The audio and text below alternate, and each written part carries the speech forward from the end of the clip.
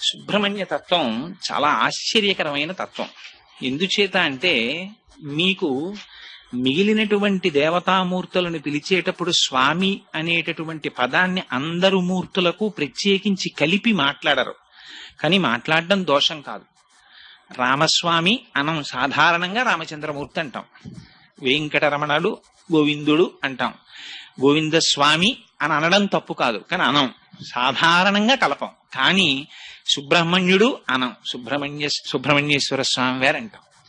ఆ స్వామి అన్న మాట సుబ్రహ్మణ్యేశ్వర స్వామి వారికి ప్రత్యేకం వర్తింపచేసి మాట్లాడతారు. అమరకోశం అని సంస్కృతంలో ఒక పుస్తకం ఉంది. అందులో స్వామి అనేటటువంటి మాటని అసలు ఒక్క సుబ్రహ్మణ్యేశ్వర స్వామి వారికి మాత్రమే చెప్పారు. ఎందుచేత అంటే ఆయన ఆ ధీర దేవసేన నాయక